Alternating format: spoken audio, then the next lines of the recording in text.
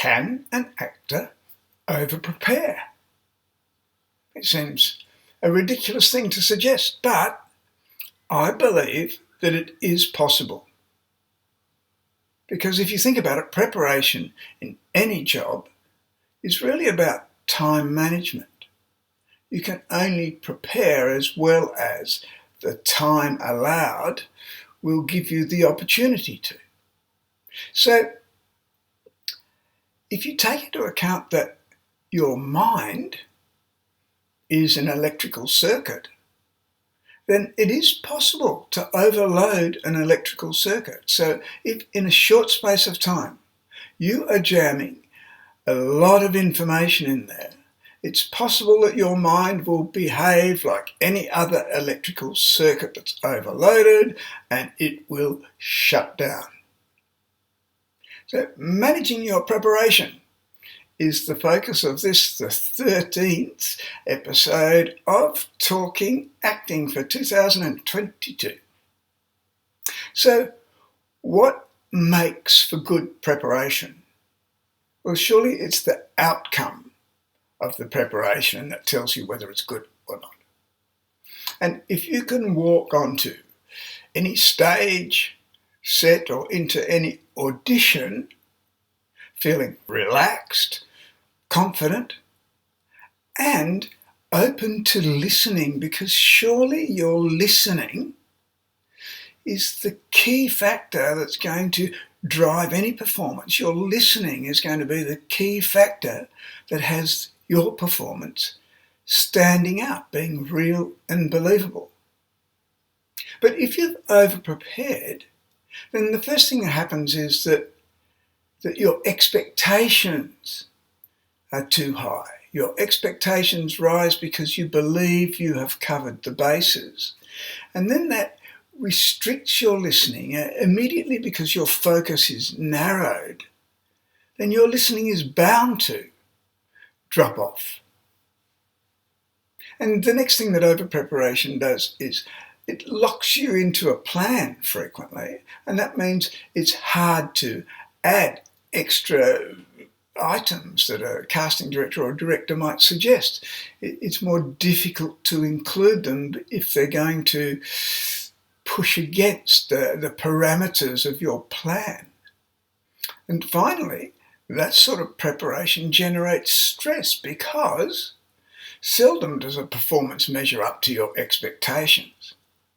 And if your preparation has set your frame of mind so that you're expecting it to be fantastic, then the only way is disappointment. That's the obvious path. So it's not the quantity of preparation that's important, it's the quality.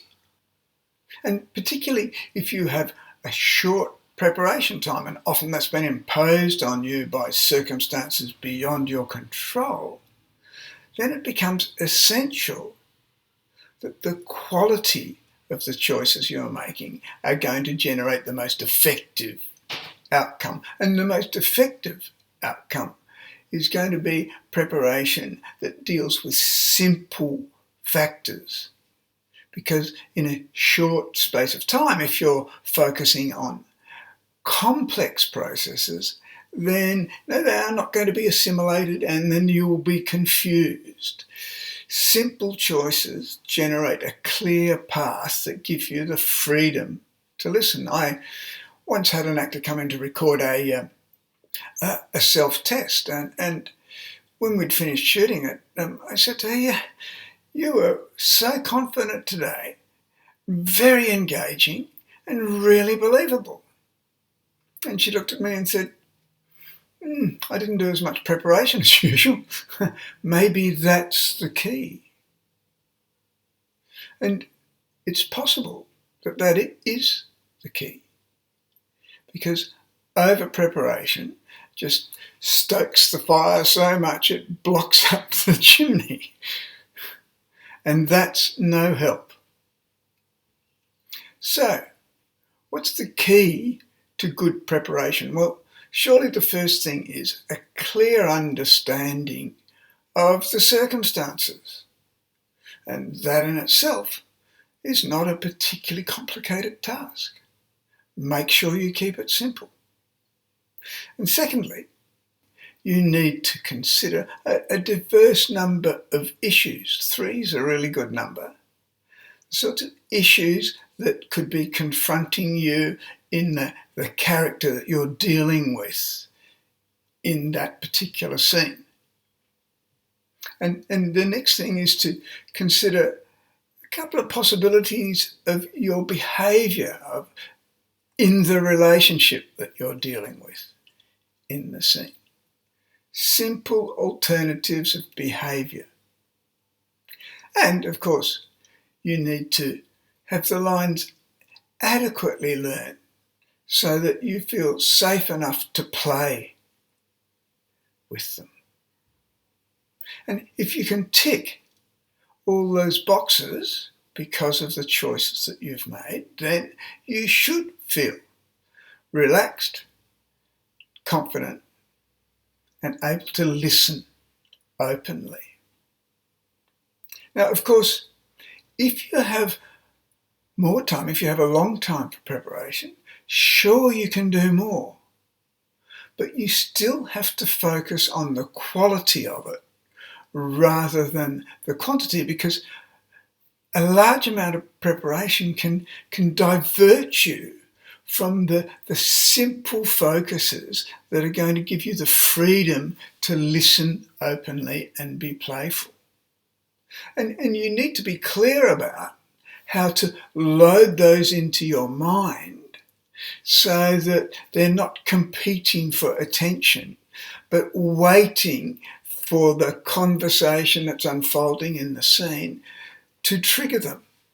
Because it doesn't matter what you load in. If it's not triggered by the interaction in the scene and you use it anyway, then your believability is going to be crippled because the audience is not going to see the impulses that are generated by the interaction that are producing the complexity in your choices. They're going to feel outside things being imposed.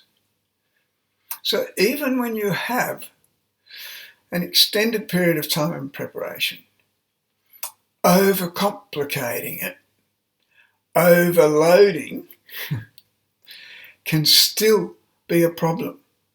Simplicity and clarity of purpose and simple understandings of the circumstances are the key to open and playful listening. So, beware. You can overprepare. I'll be talking acting at the same time next Tuesday. On this occasion, generalised descriptions have been used for the areas to focus on in your preparation. If you have trained at the rehearsal room, you will know the exact technical terms we use. The rehearsal room's vocabulary generates clear goals and specific outcomes. That's why it is so fast and efficient. Nevertheless, if you focus on those specific areas that I have mentioned, you will be able to create a simple blueprint when you're preparing a scene.